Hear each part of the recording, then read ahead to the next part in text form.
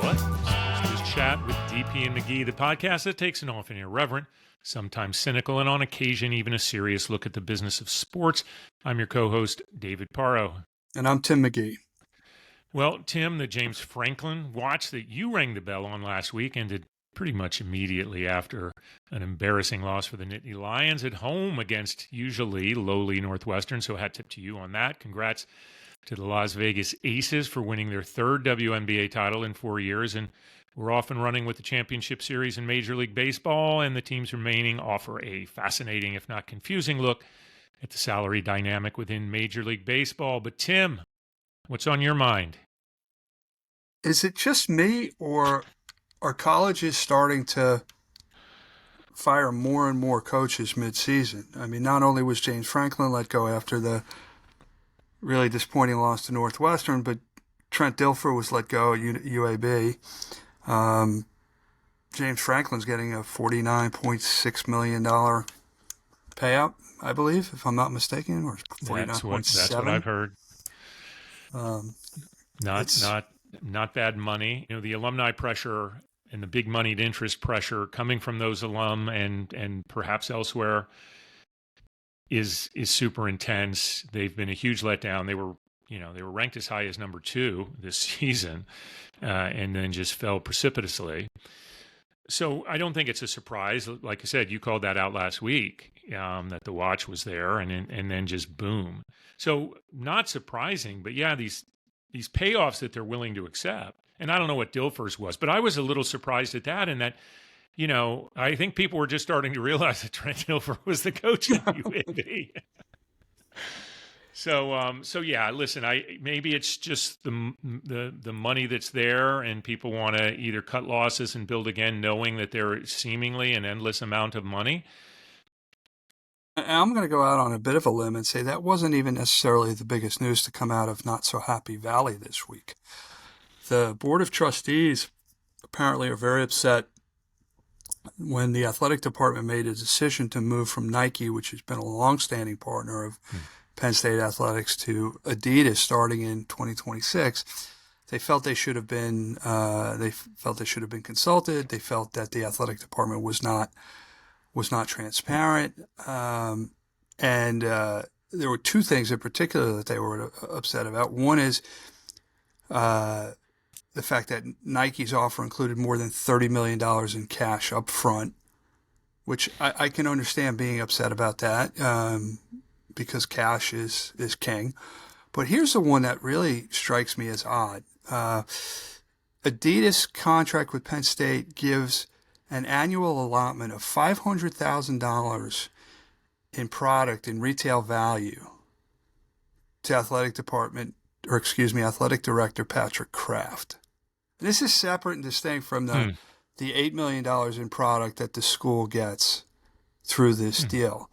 So my question is, why does an athletic director need a $500,000, what is in effect an allowance for I mean, it just strikes me. It strikes just the athletic director. Athletic directors could have sneaker addictions too, I guess. Yeah, it's kind of crazy. You know, they're just doling them out, right? You know, it's like, oh, guess what we're getting for Christmas? Well, I can see, but even giving away $500,000 in products as gifts from the athletic department to boosters, to alumni, to the board, it just doesn't pass the sniff test for me. Mm-hmm. It just seems like it's an exorbitant amount. And is there any sort of accounting for that $500,000 in product that AD Patrick Kraft is going to get?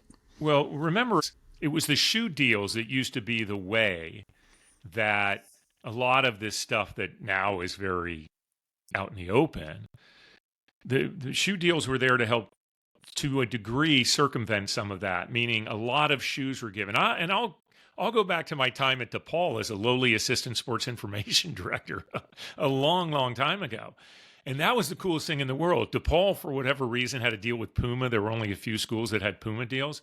I had so many sets of Puma shoes that the manager just would dole out, stuff that didn't go to the players, and the players weren't supposed to be able to keep them. Even back then, although they did, and that was a deal that usually the coaches cut, right? The coaches cut those shoe deals, and they benefited from, the players couldn't benefit from it. Did they get a few pairs of shoes? Yeah, and that was kind of cool. And, as it turns out, the assistant SID can bag a few pair of basketball shoes. Well, I'm not saying you got an improper benefit as a assistant SID. ACID? Is that how we would refer to you as? Yeah, no, I don't. I maybe I've been called worse. But along those same lines, University of North Carolina football, which has had its troubles on the field, now has problems off the field. The cornerbacks coach is under investigation for giving improper benefits to a player's family, which I find almost laughable at this point, given the House settlement, given NIL. Other than I'll do a hit for you. I mean, what's an improper benefit? Yeah, he gave sideline passes to a kid's parents. And by the way, this is at the University of North Carolina at Correct. Chapel Hill. Yes. And 𝘍𝘶𝘂𝘁𝗵's program. Is there anything else going on at University of North Carolina, by the way? Anyway, but back to your point. It is ridiculous because it's like some of the rules are still in place that were silly then. And now we have all this other money coming in through NIL, et cetera. And they're still getting busted on that. Yeah, it's crazy. How do you? I don't. It's like I said, it's almost laughable because that, to me, giving parents a sideline pass, I don't know. It's weird. No, it is weird, and I don't. They can't even really keep up with the way things are changing. So rules are rules, I guess, and those that haven't been necessarily changed have to be, or at least attempted to be, enforced. But it does just sound so silly. And then, let's stay on the Tar Heels here for a second, because obviously there's tons of rumors about whether Belichick stays or not. Both the school and Bill Belichick have come out and said of course they're going to say he is staying. But I am curious to get your thoughts, and I was thinking about that, after your James Franklin comment and the fact that he got fired, as to what your thoughts are. I mean, this Hulu thing that they were going to do, that's been canned. That's not happening. He seems freaking miserable.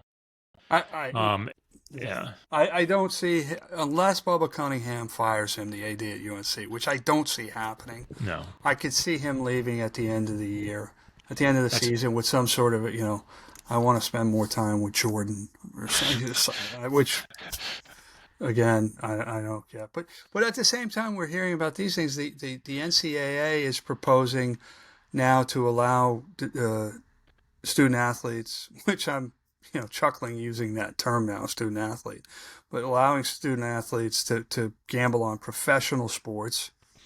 I think that has to be approved by Division II and Division III schools in order for that to go in effect. But that's happening. It looks very likely that jersey patches are going to be allowed to be sold on college jerseys. Let's just put it out there right now. There is no pretense under which you can claim that college athletics are amateur sports anymore. Yeah, and I don't necessarily mind that if it is what it is, but I'll say this: what's the lobbying effort and the importance of saying, these student athletes, these whatever you want to call them, Tim, aren't being treated fairly because they can't gamble on professional sports. They can't place bets on professional sports. Is there that much of a need and that much of a, the people of this age group, men, women, whatever it is, should have the freedom of betting, sports betting, at least on professional sports. And that's just we're well past slippery slope talk here. This is just, who made the push and said, hey, this is wrong. We got to push it. It sounds like it was, did it come from the FanDuels and the DraftKings lobbies? Like said, we have to let these people, are they out lobbying the NCAA? Well, I think the short answer is probably. I think the proof is in the next announcements of who the NCAA corporate partners or champions are, and if they become officially partners through the corporate champions and corporate partners program. By the way, back to something you said, I think it would be a great reality show TV, and it would be based on what you just said. I want to spend more time with Jordan, meaning Bill Belichick leaves University of North Carolina to spend more time with Michael Jordan, like golfing and stuff like that. And his girlfriend Jordan could make an appearance every once in a while. Just throwing it out there, Netflix, you can option that right now if you want. Listen. Yeah, college sports, man. It's almost tough to cover it because there's so many different wild things going on. No doubt about that. Well, as Woody Allen, who married somebody much younger in a very different situation, famously said, the heart wants what the heart wants. But there's a 49-year difference between Bill Belichick and Jordan Hudson. That's a long time. Yeah. That's a big age gap. Hey, I mentioned in the intro about the ALCS, NLCS underway, and I don't necessarily we don't need to take a lot of time on this, I don't think, but there's a couple of things I wanted to chat about. Number one, my Cubs are out after losing to, I think, a better team in the Milwaukee Brewers. But one of the things that I have a friend that's a big Brewers fan. He's a fan of the show too. So his name's Pete Merrill, a friend of mine, and he's just so ecstatic about this rivalry forming. It's not just because Counsell, came over from the Brewers and now the Brewers are better, right, than the Cubs. And the Cubs are a good team, but that rivalry, I remember when that switch was made and, where the Brewers moved back into the National League and the National League Central to form this regional rivalry with the Cubs as expansion was happening and they wanted to even out the American League and the National League. And I was like, oh, come on, the Brewers, because the Cubs rivalry had been the Cardinals. But this rivalry, and they're so close in proximity physically. And generally, Cubs fans will get to Milwaukee to see games. But that's slowing down, and that fan base there in Milwaukee is really good. They have the 23rd highest payroll at $115 million total, so the lowest of the four teams. And the Dodgers, who they're playing in the NLCS, are second at $321 million, surpassed only by the Mets. But the reason I bring this up is because as 2026 season is going to be very intense in terms of are they able to make progress on the CBA that ends at the end of next year, the end of 2026, with the players screaming no way to a salary cap while the owners obviously are hoping for one. And with so much disparity among the teams, the big question to me, and I'd love to get your thoughts on this, is if the Dodgers win, for instance, is that more fuel to the argument of we need a salary cap? And therefore, if the Brewers win, is it more just an argument we need a higher floor? So either way, and you've mentioned this before, that if there is a salary cap, obviously there's going to have to be a huge, a big lift on what the minimum is, and it's going to be higher than what teams like the Brewers are paying right now in terms of overall salary. So I'm just curious, with these teams kind of lined up, the Blue Jays are 5th, the Mariners are 16th. So kind of in the middle there, the Mariners are, with the Brewers at the bottom, and of course the Dodgers at the top. I'm just kind of curious how this playoffs from the championship series through the World Series will affect the leverage in that discussion. It'll be very interesting to see. I would say this. There is an argument to be made that, yes, big market teams have a distinct advantage, and they do. But there has not been a repeat World Series winner since the 1998 to 2000 New York Yankees. That's a quarter century. So there's an argument for parity there that the players say, listen, a lot of different teams have won. And if they have won more than once, they haven't done it twice in a row. So it's not like there's a dynasty in the making. I think the Giants, won 3, but they won in alternating years. The Red Sox have won a few times since the turn of the century. There are certain teams that haven't won, and the Mets being one of them. But there are teams that regularly get to the playoffs. And, as a Yankees fan, I know your only metric is a World Series championship. But there are teams that are consistently better. But I kind of take your point and say, is that fact? Because it is a fact. There are teams somewhat kind of come out of nowhere. And there's low salary teams that consistently do fairly well. The Guardians. Yes. But could you? I would hate to be a Pittsburgh Pirate fan. Juan Soto's making $51 million a year, say, on a team that didn't make the playoffs. So, and so these teams are paying well over whatever, and they're getting taxed on going over a certain amount, but there's not a hard cap. I do think long term there are some benefits to going for a cap. But it's going to have to be a really pretty hefty, if they're going to get that across the line, which I don't think it sounds like the players have any interest in talking about. I don't even know what that floor needs to be. Yeah, I don't. Look at the teams that have won in basketball over the last few years. Oklahoma City, Milwaukee. Yes, Boston has won. So there are opportunities in other sports. Football is obviously the best example of parity in terms of opportunities for teams to win. I think what it comes down to is ownership in football. We're looking at you, Woodrow. But baseball, I think the owners need protection from themselves. That's why they want a salary cap so badly. But I do think there has to be a floor. What that floor is, I don't know. But I like I said, I couldn't imagine being a Pirates fan. It must stink to know that it's very difficult for your team to compete on a yearly basis. And then when you have some great players who come up through your system, whether it's Brian Hayes or Paul Skeens, of course, the opportunity or the likelihood that you're going to keep those players once they become eligible for free agency is virtually nil. From our perspective on the business side, it makes this playoff heading into this offseason, leading into the final season before this current CBA is up, just that much more interesting to me.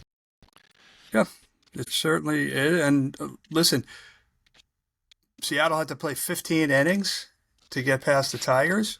Man. Everybody thought that pitching staff was going to be shot. And they basically, other than the leadoff home run to Springer last night, they shut down the Blue Jays. And that Blue Jays offense is good. Oh yeah. I mean, the Yankees lost to a better team. Let's not kid ourselves. Yep. But Seattle, oh my goodness! Any team that's got a guy named Big Dumper is all right in my book. Guy's awesome. He's a great player. See what we can get in before we welcome our guest. Yeah, sure. What else? NBA back in China after 6 years. You think Adam Silver's not happy about that for not only the fact that he's in the biggest consumer market in the world, he's also a planet away from the 𝗍𝗫𝘃 that is the WNBA right now. Some great preseason games going on between the Suns and the Brooklyn Nets. Not Brooklyn owned by Joe Tsai, who's a co-founder of Alibaba, one of the biggest and most successful companies in China. But I think, and the NBA announced a strategic alliance with the Chinese Basketball Association as well. So start to look for more influx of Chinese-born players into the league over the next several years. Yeah, no doubt about that. I mean, the NBA has led the way there in China. They've caught a lot of flack about it as well, as have the players, but the players have developed a lot of good relationships, both from an individual endorsement standpoint, as well as what they're able to do because of the popularity of the league over there in general. And yeah, this announcement is something that Adam Silver is heralding as something major. So yeah, with the NBA is kicking off next season. We have a guest from one of the top teams in the NBA going to be joining us next weekend, but several other pieces of news as well. NBA TV is no longer controlled by Turner Sports anymore. The league has taken that back in-house. Turner had run that since 2008, and I think they plan to have 60 regular season games on NBA TV that will only be shown in the local markets via RSN or streaming, however the local teams set those up, but will be national games. So that's a big development, and there's a big expectation that more WNBA games will be on there as well, and better integration into the NBA app. So that's a big development as well. Speaking of China, I did want to mention one other thing because the WNBA finals concluded. Las Vegas Aces swept the Phoenix Mercury, and it was a rough scene at the end of that, with Commissioner Cathy Engelbert just getting kind of brutally booed by the fans there as the trophies were handed out, and A'ja Wilson accepted her MVP trophy for the finals, and that was tough to watch, to be honest with you. And I didn't necessarily see Mark Davis coming to, the owner of the Aces and the owner, of course, of the Raiders. Like, not that anyone should be coming to her defense, but this is just a really tough situation that's getting uglier. But the players in the post-game press conference did talk about, the need to do this. And I will say this, the momentum is certainly on the players' side on that. But Adam Silver said something talking about WNBA going to Macau and playing over in China. And he had this quote: "We have to get through a new collective bargaining agreement with our players, but once we do, there's so much interest in women's basketball here. I think we'd love to bring a WNBA game to Macau or to mainland China." And I'm like, I feel like Adam Silver is kind of assuming the commissioner responsibility there of the WNBA. Obviously, he has a huge interest as a 42% owner of the league, but... Well, okay. You know me and my predilection for predictions. Yes. I think we just came up with a new segment title. Predilection of Prediction by Tim McGee. Cathy Engelbert steps down. Mark Tatum is named the interim commissioner of the WNBA and leads negotiations for the new collective bargaining agreement. First of all, I think that's awesome. And here's the one thing I love about your predictions. Every one of them, I believe, if we go back and look at the tape, has been wrong. No, not at all. You're way better than you give yourself credit for. Is that you always make a prediction and then feel like, well, there's a natural extension to this prediction, and therefore I will go ahead and make that. So you make the prediction always a little tougher than it can be. But again, I've said this before. It's part of why I respect you so much. You never take the easy prediction. So I like that. I think that makes a lot of sense. He's not the long-term commissioner, by the way. No, I said interim. Yep. I said interim. You did. But you never, listen, I love Mark Tatum. I think he is, my Nice Guy Awards, right? Mm-hmm. What you may not know, or maybe you do. I do know, but maybe our listeners don't know, that there were two people who were the inspiration for the Nice Guy Awards. One was a past guest, Steve Zen, and the other one is Mark Tatum. Now, so I love Mark Tatum. I don't know if Mark Tatum ever becomes NBA commissioner at this point. He's probably early to mid-50s.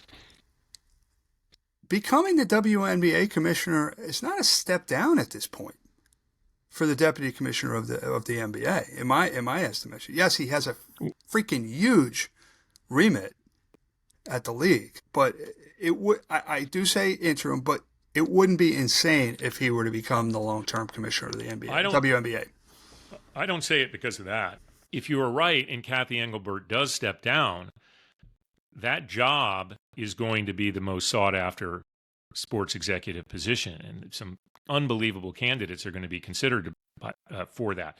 So I don't think it necessarily would be a bad role for Mark Tatum. I just don't think he's the right person at the right time for what they need. I do think that I think they should have a woman in place to guide that league. I'm not saying that's an absolute must. There's no reason why women can't play roles in the NBA and men can't play roles in the WNBA. But that's how I see it going forward.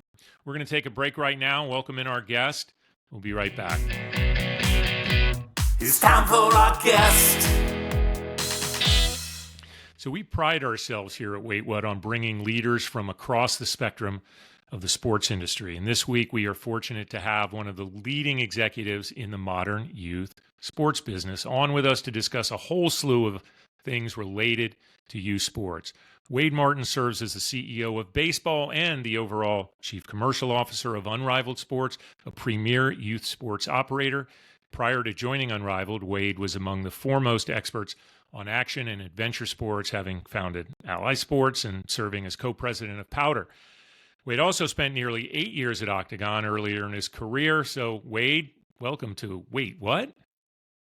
Thanks, David. Great to be here. Good to see you, Tim. You too, Wade.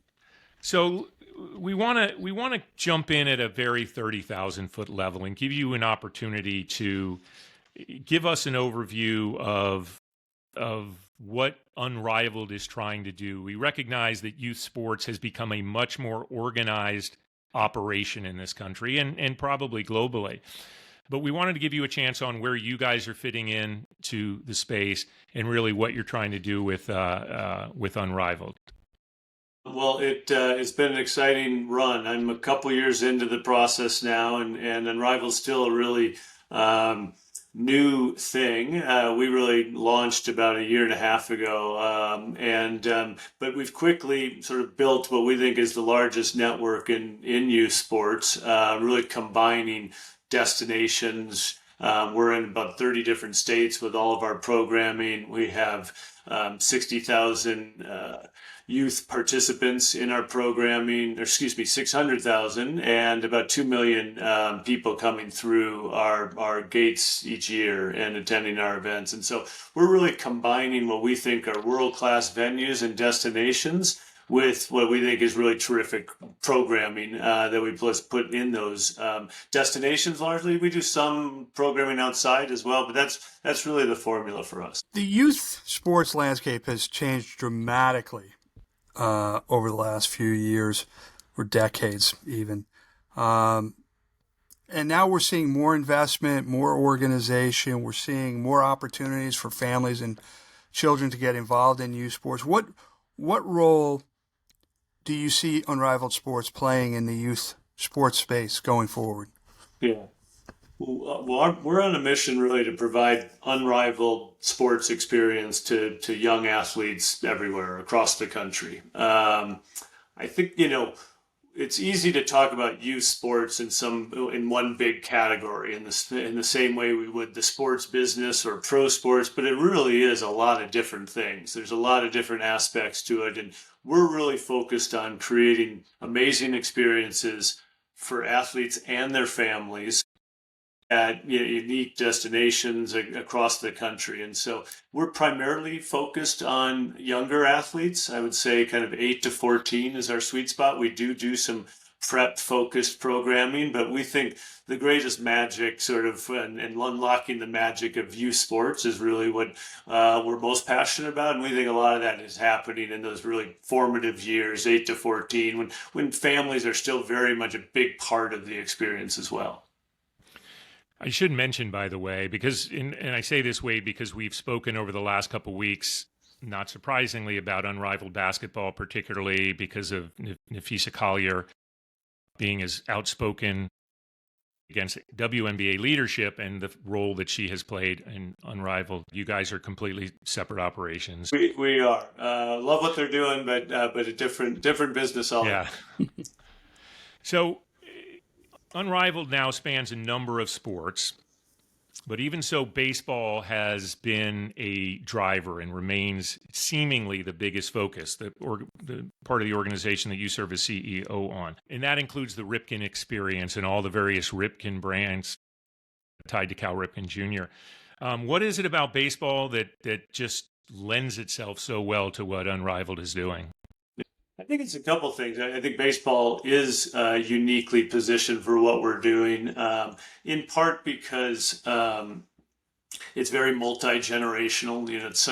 there's such great history and nostalgia around baseball. And one of the things that creates is a real kind of multi-generational appeal. And so I think one of the early visions that Cal Ripken Jr. and his brother Bill had for this business, for Ripken, was to create an experience. So the name is not by accident. It's really to create an experience that went beyond what was happening on the diamond and serve as an opportunity, a destination vacation for families and things like that. And so I think baseball, one, it's very tournament oriented. Youth baseball is just generally. And two, I think there is a real appeal because of kind of that multi-generational impact to look at it as not just a baseball tournament, but a family vacation. And so if you're coming to Pigeon Forge, Tennessee, to a Ripken experience, or our biggest property, the Cooperstown All-Star Village, that is something that people put on their calendars 2-3 years out from experiencing that trip. And so it's really different than different from all the things I certainly did as an athlete, as a youth athlete, or even the things I did as a parent of youth athletes when we were playing on these dust bowls in the middle of nowhere. These are highly curated, really once in a lifetime type experiences. And that's really where we think that the best sort of version of Unrivaled is unlocked when it is sort of, we control the experience end to end by controlling the facility. And it is more than just a game. It becomes an experience. Earlier this year, Dick's Sporting Goods, through its investment arm, DSG Ventures, made a significant investment in Unrivaled. Two-part question. How will this partnership benefit young athletes and their families? And how might we see this partnership play out in retail in the months and years ahead? Well, we're really excited about the partnership. I mean, Dick's is such an amazing partner. I really love what they're doing. Incredible sort of strategy that they're in the middle of rolling out, or that we see rolling out, and that includes their involvement with us. It includes certainly their retail operations, but what they did with Game Changer a number of years ago and bringing that into the fold. I mean, they're really creating a terrific ecosystem for youth sports athletes and their families. And we really share common values and beliefs that, like, sports can change lives, and particularly for young athletes, and that we have a real deep responsibility to get that right and to improve the experience that we're providing athletes. And I think you've already seen that happen. The Dick's investment has allowed us to make investments in facilities we're a part of, improve our programming. And so it's already at play, their involvement with Unrivaled, and it's all about sort of improving the experience. Looking ahead, we're in early stages of that, but looking ahead, you can imagine all the cross-promotional activity we can do across stores, across Game Changer, at our sites. We did a little bit of testing of that this year with having some great Dick's Sporting Goods activation at Cooperstown All-Star Village. And so I think you'll see more and more of that. But I think you can also see a more integrated experience from things that we could be doing with the streaming experience at our tournaments, and building those things together when it normally been sort of separate components of the athlete or family experience. Sponsorship at the youth sports level, it goes back a long time, because we can all remember, signs in the outfield at Little League ballparks and so forth. But it certainly has evolved, taken on a little more mature, I guess, station. How, in looking at sponsorship more broadly, what is the pitch? What is the sponsorship pitch, and why does Unrivaled, or youth sports in general, should it be part of a brand's portfolio? Yeah. Well, I think the thing that's common, whether it's Unrivaled or anyone else, is that there's a real opportunity to make an impact on kids' lives, and that's the fun thing, is that partners that come in and sponsors that can come in can create opportunities to participate. They can expand access. They can create unique activations that are part of the experience, that improve the experience. You could create content that features all the amazing things that are happening. And so I think there's a real opportunity to shape what the experience is and impact young athletes' lives. I think the thing that hopefully we can provide is all of that but at scale as well, right? And so there's all of these amazing opportunities that you can do locally. But I think we're one of the first times that you can start seeing that and seeing like this isn't a choice between sort of local youth sports activation and a national sponsorship or a national platform. We can really offer both things through Unrivaled. So it's early stages of us doing that and really leaning into this aspect of the business. But that's what we're excited about is brands having the chance to really make an impact and be part of improving the experience. And for them, the opportunity that we can provide that at scale across the country. Wanted to follow up on something about partnerships. A lot of CPG brands have pretty strict policies internally, and they're also guided by laws and regulations regarding marketing to youth. How do you overcome that? Because so many of your participants are youth, but obviously they come to the tournaments and events with families. So how do you overcome sort of the objections that a potential partner like a CPG might have because they're afraid of marketing to youth? Yeah, well, I certainly lived that world in the action sports days when we were we're targeting tweens and teens and young adults, and so been around that. I think this is different in the sense that so much of the target audience is the family. It is parents as much as it is the kids, and so I think we really think about the brand opportunity in a couple of ways for young athletes, and then separately for an opportunity to attract the parents and families that come with them to these experiences. And so I think the demo is as much the parents that are coming as it is the kids, particularly at our age group, because you really, where we spend most of our time focusing at that youth versus the prep space. I think we are really attracting the families as much as we are the kids. Unrivaled was largely founded with some investment through 𝘕𝘶𝘂𝘁𝘵, is one of the biggest operators on the professional sports side right now, and a pretty well-respected owner, owning the Washington Commanders and doing pretty impressive things there. Of course, the Sixers and the New Jersey Devils as well. Also with some churning group. Is there any sense of how you can talk about, given the portfolio that they already have, how youth sports fits into that world of 𝘕𝘶𝘂𝘁𝘁𝘁 in particular? Well, one, I'd first say we are incredibly fortunate at Unrivaled to have, the roster that we have of investors. We joke often that if something doesn't work, it probably is not because of the investors. Because when you think about Dick's and the Churning Group and Harris and Blitzer and on and on, it is a really Lion Tree and dynasty. It's a terrific all-star crew that we've assembled, and is really part of this belief that there's an amazing opportunity for us to build something special here.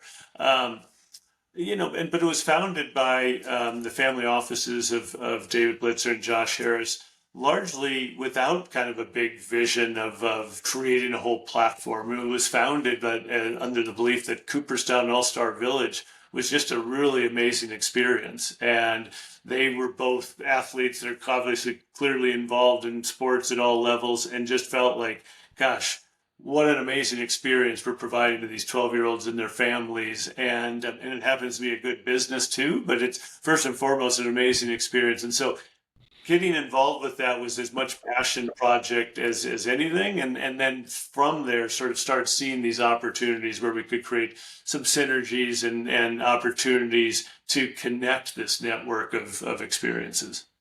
David said in his introduction that you spent 8 years at Octagon, but then you went and launched your own agency that was focused on action sports and went on to become acquired by NBC and now part of NBC Sports. Tell us and our listeners the genesis of Ally Sports. Well, I'd been working in action sports for probably the last sort of 4 or 5 years of my time at Octagon. And I can date myself and say even I started, it was Advantage International when I started. Wade, there's no guess we have, save maybe two, that can date us. Well, we're all in the same boat there. But it started as Advantage. I spent the last few years working in action sports at Octagon. It sort of built up the action and emerging sports business there. And through that, had been working with NBC for a number of years. with the Gravity Games, which was one of the original big action sports events and the first time that it ever appeared on network, and was a really big initiative led by 𝘕𝗍𝘗𝘁 and Kevin Monahan at NBC. And so I got to know that team really well. And at some point we kind of decided that, hey, there's a bigger opportunity here to create a pro tour in action sports, that with the X Games and Gravity Games, you kind of had these the Grand Slams or majors, but you didn't really have a consistent series happening throughout the year. And so at that time, we decided to create the Action Sports Tour. I had left Octagon, and in part of that creation, we ultimately ended up being a joint venture with Clear Channel Entertainment and NBC, but NBC was the through line through all of those years. But the Action Sports Tour quickly became the Dew Tour when Mountain Dew came on board. And then from there, Ally Sports was sort of born as a halo above a number of properties we created with Red Bull, the Red Bull Signature Series. We got involved with motocross. But, fun times, definitely sort of bootstrapping a business from the ground up. And those were really exciting, unique times for action sports. It's hard to imagine today. It's all changed a lot. Just how much those were exploding at the time, and the sponsor interest and the media interest, and it was really fun to be a part of. And we had created a great team at NBC Sports that were part of this. And I will look back at all of that fondly. But throughout the whole thing, I did say, this is mostly a job for my 30s. I don't think this is a job for my 40s and beyond. So yeah, we come across people in this business from time to time that become so well established with a certain thing that they did. And I remember I had moved back from DC, where I was with SFX Sports, Clear Channel Entertainment, and then went back and started Deep Alliance. And then you were emerging at that time as this super well known. You're the action sports guy. Anything action sports going on, you needed to go through Wade. And I'm trying to think, I'm assuming you work with Ken and that group, right? Ken Hudgens and that group on that side. Yeah. It's all that's coming back to me. I bring that up only because it only happens every once in a while where you go, these guys are so well identified with that. You did such a good job of building your brand against action sports and being able to have the success that you did, obviously starting at Octagon and then moving through your own shop. So, well, that's nice. That's nice of you to say. I used to say all the time that I was the only connective thread between the world of tennis and the world of action. If any of that's true, it's even more random that my whole desire when I started getting into this industry was to be in the tennis industry, and I ended up the action sports expert, expert in quotes for sure. All right. Okay, we're going to go on to these closing questions that we ask everybody that comes through the Wait What Doors, Wade. And we've talked about some of your background, but we want to really go back. So that first question is, where'd your career get started? Where'd you start it? How did you get your start in the sports industry? Well, it's funny. When this was early days. All of this was coming together. I read a book, John Feinstein's book called Hard Courts, which was all about the professional tennis circuit and kind of the business behind the tennis circuit and the pro tour. And I was a junior in college when I read it, and I decided that's what I wanted to do, and kind of became obsessed with it. And just try to figure out what does that mean to go be an agent in the tennis world, and do I go to law school? Do I go to these sport business programs were just emerging, and I ended up going to UMass for their sport business program. I coached tennis while I was there. My first internship was at a professional tournament in the Volvo International back in the day in New Haven, Connecticut, one of the bigger U.S. Open lead-up tournaments. And then that led to, I worked for Pam Shriver in another sort of, stop before my first job. She hosted a celebrity event. And here's a full circle funny story. She hosted a celebrity event in Baltimore that I was helping manage. And the celebrity part of the event, Cal Ripken Jr. was playing in. and I became his hitting partner during like getting him ready for this thing. And then 30 years later, I'm working for 𝘠𝘃𝑔 Baseball. So really random story, but and then that led to my very first job, which was at Advantage International in the tennis group. Which was terrific. It was sort of everything I spent the last 2 years or 3 or 4 years, whatever it was, building to. And then within a year's time, I got moved into this like emerging sports group that I had no idea anything about, and learned it all from scratch. But I guess it worked out. But that was my entree in, was like this very singular focused around being in the tennis industry that only lasted about 12 months. Yeah. I'm thinking 7th or 8th, Tim, of UMass program, either graduate or undergraduate, that we've had on. That's impressive. Yeah, I think we've become a really good sort of what's the word I'm looking for? Oh, you're advocate, champion of the program. I mean, we've had some great guests. If nothing else, I mean, my gosh, it improves the leaders that program's putting out. No Seriously, doubt about that. yeah.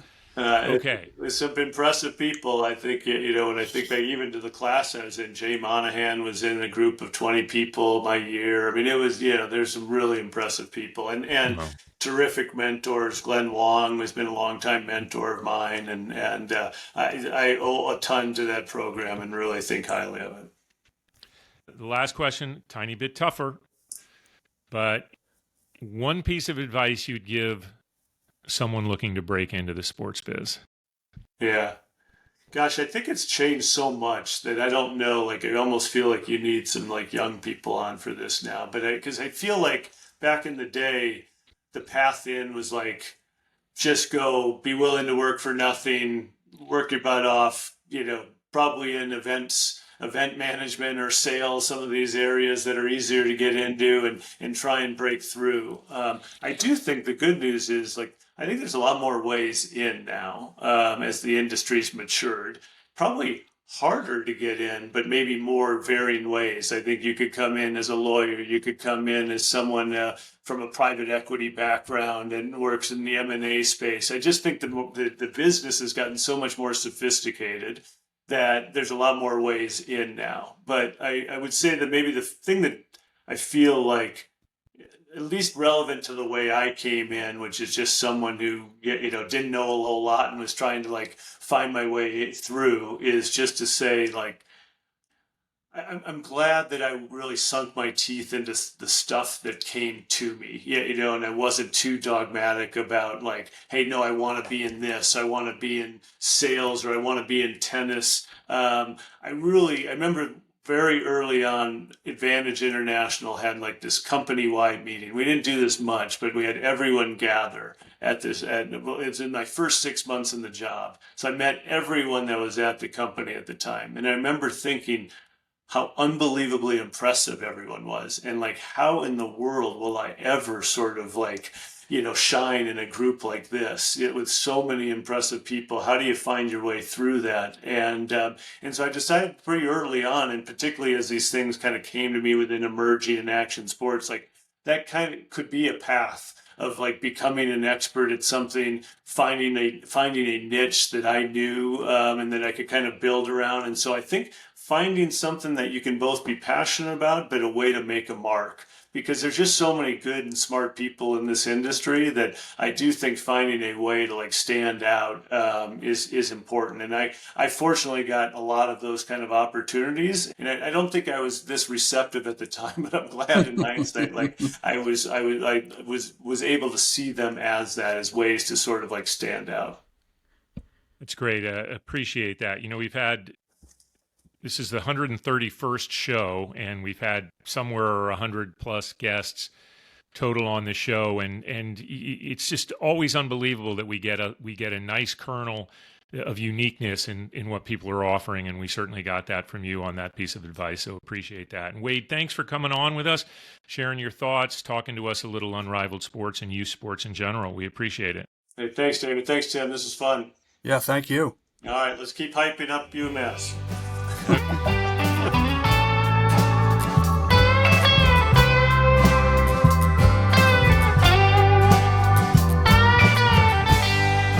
We are back. back. Thanks again to Wade Martin, Chief Commercial Officer and CEO of Baseball at Unrivaled Sports. Another great guest. David, we are truly lucky to get the people on the show that we did.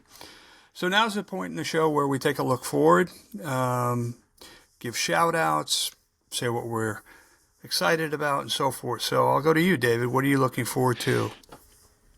Thanks. Yeah, a few things I wanted to chat about. I'm heading to Austin this week just to, kind of see some folks around the U.S. Grand Prix, back to Formula One environment a bit. A couple things that I'm looking at, and unfortunately we're not going to know the score of the Bears-Commanders Monday night game because we're recording this on a Monday. Hopefully the Bears come out victorious, but I probably just jinxed that. One of the things I'm wondering about, are we about to see the last of the USC-Notre Dame rivalry? I'm worried about that because that's been one of the great college football rivalries. I also want to go back to one thing. We've talked about it the last 2 weeks, so I didn't want to make it a major point. And that is, we had all these conversations about Bad Bunny performing and the kind of the weird reactions that everyone was getting. Bad Bunny performed at the Super Bowl in 2020 as kind of a support act along with Shakira, the year that Shakira and Jennifer Lopez had the Super Bowl, Super Bowl 54. And you talk about a political show.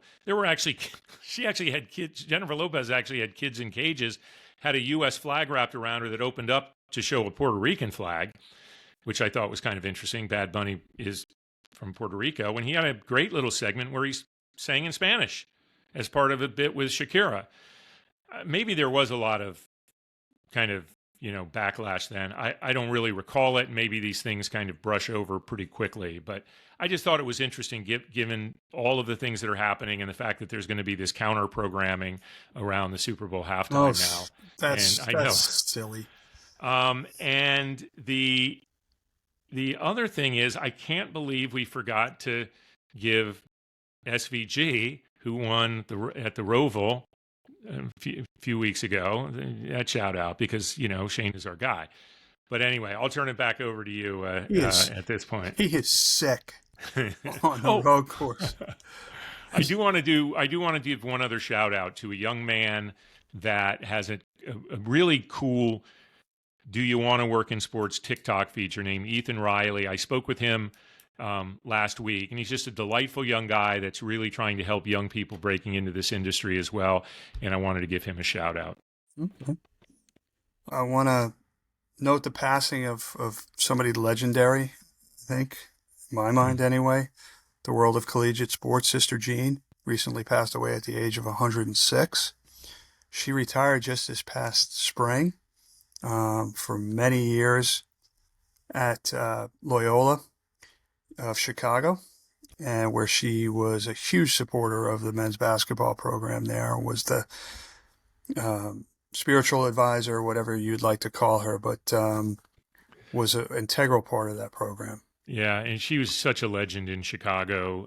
Not that she was born actually on the West Coast, but she was so visible in that most recent Loyola run to the Final Four, which was just amazing. And yeah, she knew her ball too. That's what was so cool about it. She knew her hoops. Yeah, no, she was a wonderful person, yeah, and icon, legend. So yeah, passed this past week. So shout out to LA 2028, and more specifically, U.S. Olympic and Paralympic Properties, otherwise known as USOP.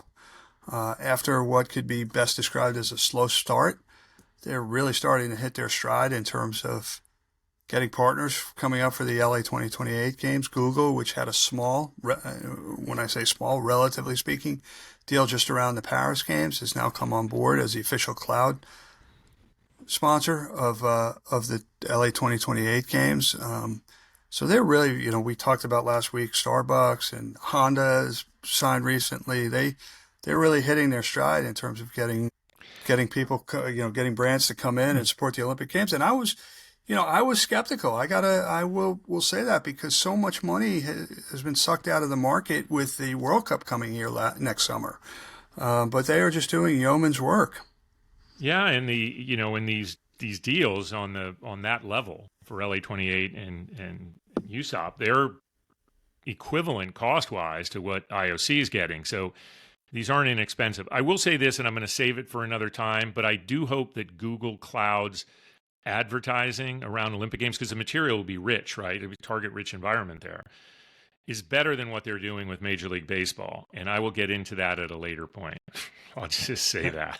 Yeah, the other thing I would say is that Google might be the only brand whose head of sponsorships is an Olympic medalist. Kate Johnson, former colleague of mine at IMG, won a silver medal in women's crew at 2004 Athens Games.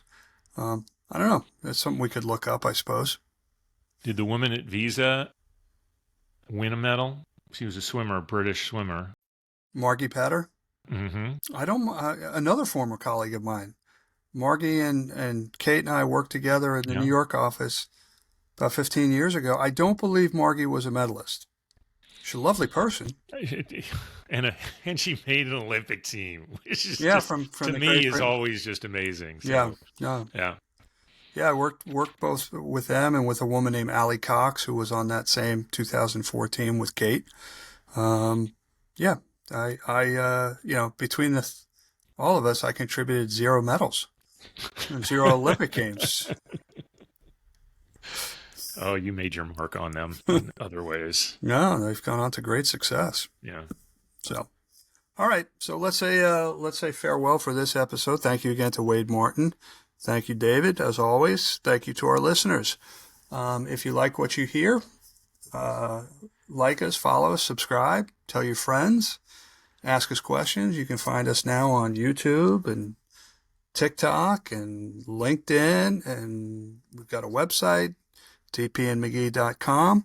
So until next week, he's DP, I'm McGee, and we'll talk soon.